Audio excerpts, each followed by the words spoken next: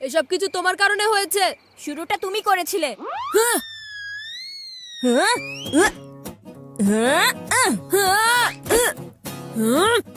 এসব কিছু তোমার কারণে হয়েছে ভাইয়া। আমার কারণে না, তোমার কারণেই হয়েছে। সবকিছু শুরুটা তুমিই করেছিলে।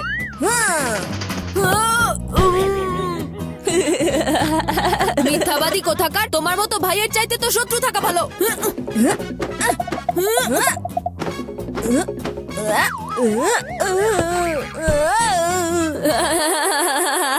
তুমি শত্রুর চাইতে কোনো অংশে কম না।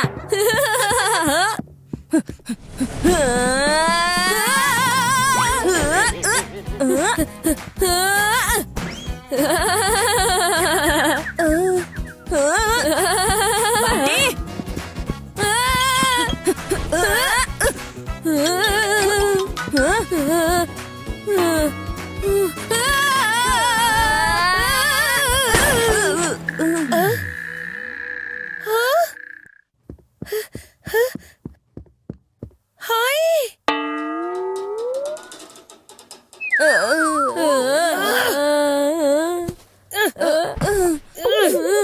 তোমরা দুজন মিলে এটা কি করেছো?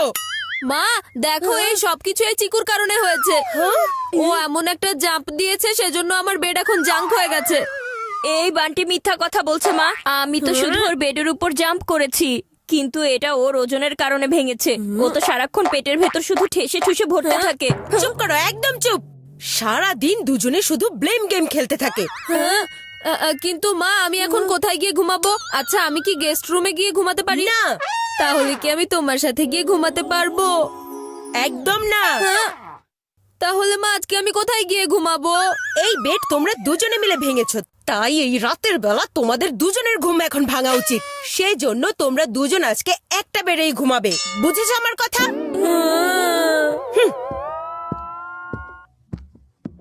তোমার সাথে একসাথে বসে খাবার খেতে পারি না, আর একটা বেডের ওপর কিভাবে একসাথে ঘুমাবো? এসব আমাকে বলে লাভ নেই। আমাকে সকালে জলদি উঠতে হবে, সেজন্য আমি ঘুমাতে যাচ্ছি। হ্যাঁ, আমাকেও এই বেডে ঘুমাতে হবে, শুধু নিজেরটা দেখছো। আর শোনো, আমার বেড রাইট সাইডে আছে, সেজন্য আমার রাইট সাইডে ঘুমানোর অভ্যাস। হ্যাঁ, আর তুমিও শুনে নাও, আমি হচ্ছি রাইট হ্যান্ড ব্যাটসম্যান, আর সেজন্য আমারও রাইট সাইডে ঘুমানোর অভ্যাস আছে। দেখো, আমি তো এখানে শুয়ে পড়েছি, তুমি বুঝে নাও তুমি কোথায় ঘুমাতে চাও। আর আমার তো খুব ঘুম পাচ্ছে। ওস্তাদের সাথে ওস্তাদি এত সহজে পারবে না।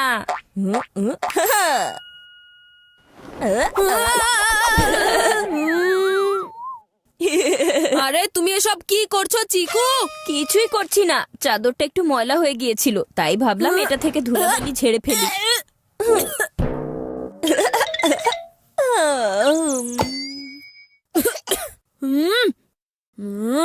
চোখের ভেতর ধুলাবালি দেওয়া ছাড়া তুমি আর কি করতে পারো?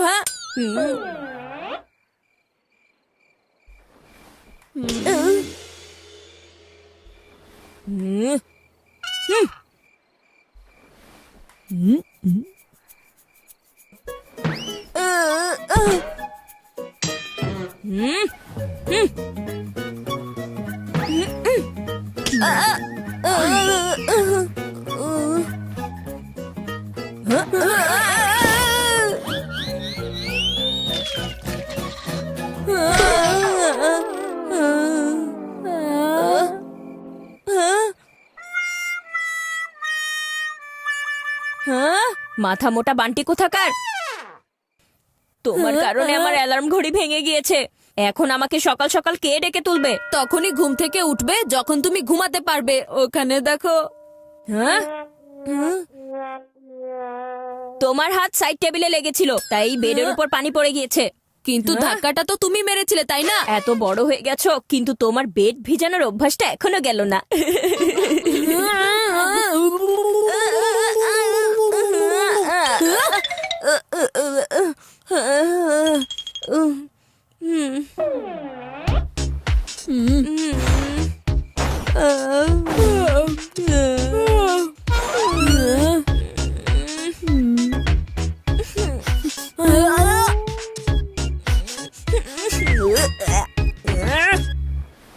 আরে বান্টি, তোমার পা থেকে দুর্গন্ধ আসছে।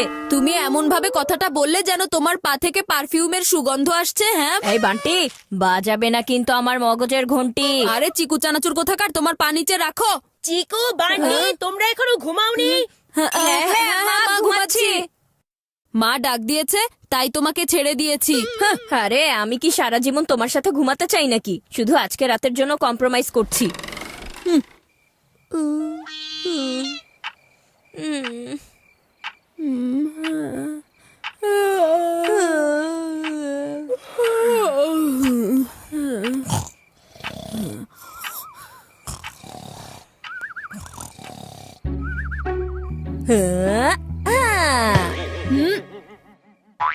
আরে তুমি এসব কি করছো মিস্টার চিকু চানাচুর? এটা তো ফুটবল না, আমার ফেস। যদি আর একবার এমন করো তাহলে। কোনো আওয়াজ ছাড়া ঘন্টি, আমি ইচ্ছে করে এটা করিনি। আর শোনো, আমি হচ্ছে ক্রিকেটার, ফুটবলার না, বুঝেছো? আমাকে বোঝাতে এসেছে।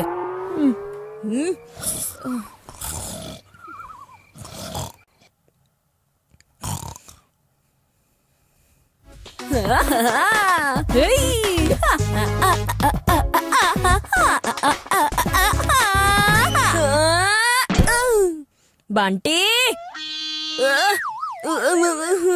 তুমি তোমার পাগুলোকে কন্ট্রোলে রাখো। আমি হচ্ছি একজন ড্যান্সার, আমার পা তো চলতেই থাকে। কিন্তু তুমি তো একজন ক্রিকেটার, তাই না? তাই অন্তত নিজের বাউন্ডারির ভেতরে থাকার চেষ্টা করো, তা না হলে তোমার খেলা শেষ হয়ে যাবে। সকাল হলেই তোমার সাথে সব হিসাব বরাবর করব। আমি এখন তোমার সাথে ঘুমাতে চাই না।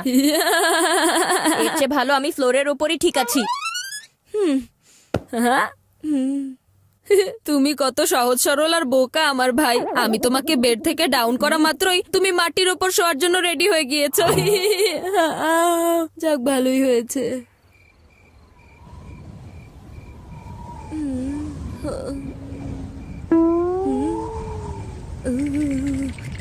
আরে এই ফ্লোর তো কোনো ডান্স ফ্লোরের মতো হট না, বরং অনেক অনেক বেশি কোল্ড হয়ে আছে। আমি আবার ঠান্ডায় জমে বরফ না হয়ে যাই। এর চেয়ে ভালো হবে আমি আজকে ঘুমাবোই না।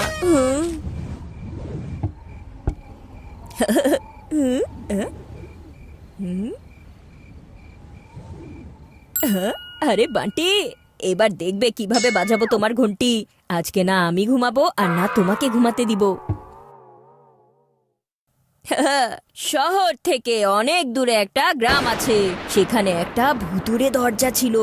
আর সেই বন্ধ দরজার ওপারে কি ছিল এটা কেউ জানতো না। যে ওই দরজা দিয়ে ভেতরে যেত সে আর কখনোই ফিরে আসতে পারতো না।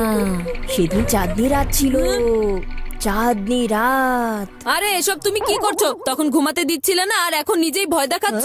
আচ্ছা চিকু, তুমি তো ভালো করেই জানো আমি ভূতকে কতটা ভয় পাই। হ্যাঁ, তোমার যদি ভয় করে সেটা তোমার প্রবলেম, কিন্তু আমার তো এখন একদমই ঘুম পাচ্ছে না। আর তাই টাইম পাস করার জন্য আমি তো সারা রাত ধরে এই হরর কাহিনী পড়বো।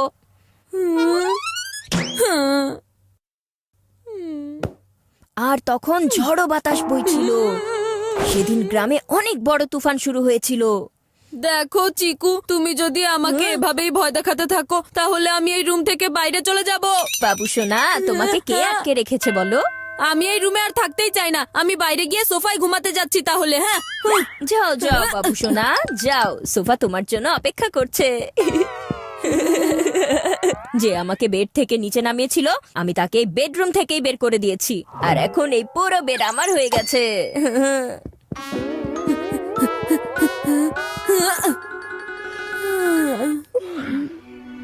ঝড়ো বাতাসকে উপেক্ষা করে একটা অবুঝ বাচ্চা ছেলে সেই বন্ধ দরজাটার দিকে এগিয়ে যাচ্ছিল। রাতঘাট অনেক শুনশান ছিল, তার আশেপাশে মানুষ কেন, কোনো পশু পাখিও ছিল না। আর ছেলেটা ঠিক করে জানতোই না ওই ভুতুড়ে দরজাটার ভেতর দিয়ে একবার যে চলে গেছে সে আর কখনো ফিরতে পারে না। ও হাঁটছিল তো হাঁটছিলই, এরপর হঠাৎ করে ওর কাঁধের ওপর কে যেন হাত রাখে। না, আমাকে ছেড়ে দাও, আমাকে ছেড়ে দাও, ছেড়ে দাও আমাকে। এত গভীর রাতে আমি এটা কেন পড়তে গেলাম? আরে চিকু, তুমিও ঠিক বান্টির মতো এই দরজা দিয়ে বাইরে বের হয়ে যাও, তা না হলেই ভুতুড়ে দরজা তোমার পিছু ছাড়বে না।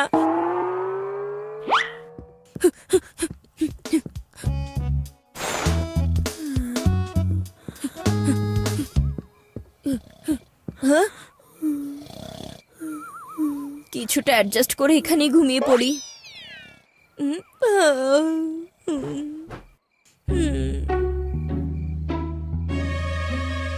মেঘা, একবার গিয়ে দেখে আসো তো তোমার আদরের চিকু আর বান্টি কি করে, এখনো ওরা ঘুমিয়েছে কিনা। আমার ওদের বিষয় নিয়ে কোনো মাথা ব্যথা নেই।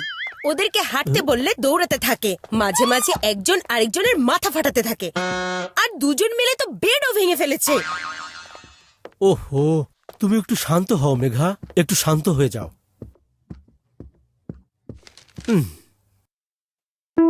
হ্যাঁ, আরে এটা কি হলো? চিকু আর বান্টি একসাথে? আরে মেঘা, দেখে যাও। চিকু আর বান্টি একসাথে একটা সোফার উপর? আজকে তো আমাদের খুশির বৃষ্টি শুরু হবে রাজীব। আরে আসল বৃষ্টির কথা জানি না, কিন্তু আমার মনের ভেতর আনন্দের বন্যা বয়ে যাচ্ছে মেঘা। শুরুতে বেডের 2 টুকরা দেখেছি, আর এখন আমার কলিজার 2 টুকরাকে দেখতে পাচ্ছি, আর সেটাও একসাথেই। ওহো, আমার আদরের চিকু বান্টি।